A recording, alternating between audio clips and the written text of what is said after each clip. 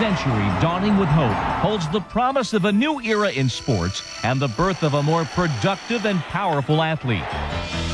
The ultimate specimen of the human body.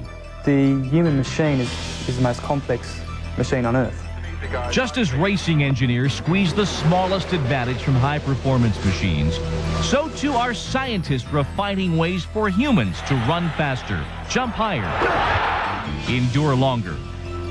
In this hour, you will experience the cycle of life for an athlete in the 21st century, beginning before birth, with science close to unleashing the power of the genetic code. I think sometime in the future there will be ways to engineer very super athletes that will make Michael Jordan look just average. How will such players reach their potential? 3 current pro athletes sampled for us the futuristic training designed to shape the better body. Keep going. Got it. Nice job. You have to find new ways to excel. Nothing stays the same. With this new training, how far can we push human performance? The baseball, I'm sure that we can go 130 miles an hour. And injuries in this brave new future may require not rehab as much as a trip to the lab. New knees? Sure. Grow them on trees. In the global era of sports, this new century means a new hotbed of elite athletic talent. The amount of tall, athletic people in that country with abilities, it's awesome. TD's $6 million man. How good would he be as a professional athlete? It is entirely possible we may find out in the 21st century. My daughter's lifetime, she will see man and machine completely welded together. The future will be bigger, stronger, faster.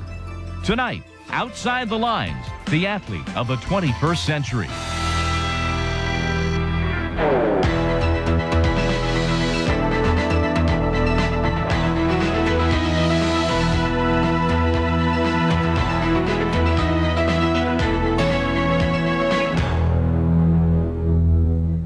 If it is true at the beginning of this century that mankind has never had it better, it's also obvious that athletes have never been faster or stronger, more skilled or more prepared, and it's only going to get better.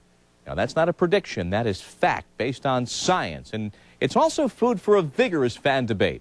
Sports is about stars and numbers, and we begin with Greg Garber considering just how much better the best athletes can make those numbers here in the 21st century. Today, Michael Johnson is one of track and field's leading lights. He's the world record holder in the 200 meters at 19.32 seconds. But a century from now? 200 meters will be low 19s, though. You know, maybe 19.2, maybe 19.3. And what about Johnson's 400-meter world record of 43.18? I think the 400 meters, I think he'll be down to 42 flat. Well, I hate to tell Michael this, but somebody will probably be under 40 seconds for that competition, maybe 39, 38 seconds. Ray Stephanie is a sports statistical analyst who specializes in track and field. He believes records will continue to fall, some dramatically, in the next 100 years, including the 9.79 100-meter world record of Maurice Greene, the world's fastest human. I think it's very possible it would be around 9 seconds. It is the sweet curse of humanity to aspire beyond our limits. Nowhere is this drive more clearly defined than in the bare numbers of the athletic arena. But when does athletic possibility meet physiological reality? Dr. Gideon Ariel, a leading expert in human performance, insists there are finite limits.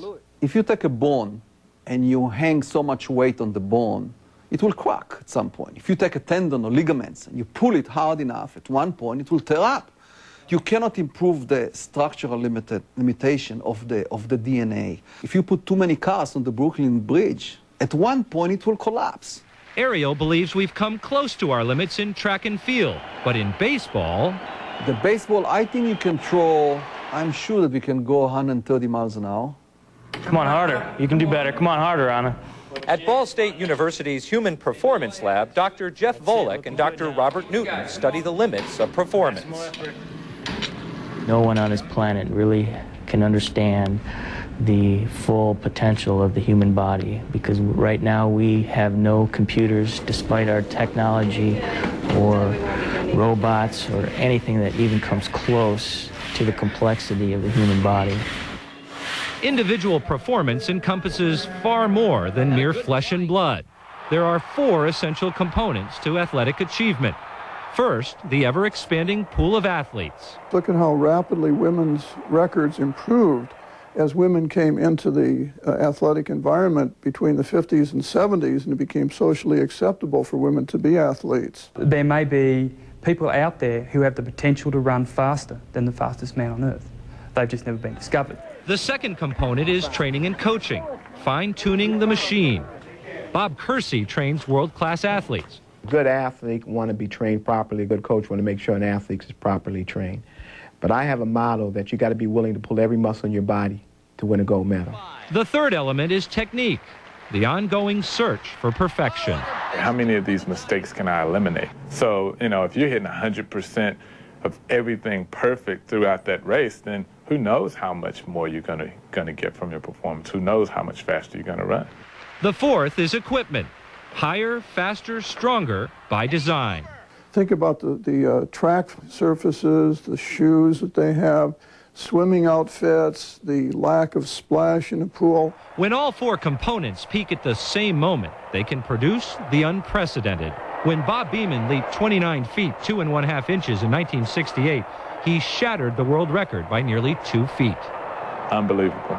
No one ever thought that was going to happen in their lifetime. And as we like to say, the person who'll break this world record, their parents haven't even been born yet. That's Beamon-esque. And yet, 23 years later, Mike Powell surpassed the unsurpassable, out-jumping Beamon. I have no problems with saying the probability is almost zero of outrageous things like a 50-foot pole vault or a 40-foot long jump. We can say the probability is 0.00001 or some such thing as that. But it's very dangerous to say zero. We are still an evolving species. I mean, all animals on the earth continue to evolve. I mean, who knows where we'll be in 1,000 years, what our form will be like. I don't believe we've ever used our entire ability as a human being. I think we're probably not even within the 50 percentile ratio. You can't really quantify that in terms of, how much is left. No one knows how much is left. We only know where we've been. Nobody knows where we're going.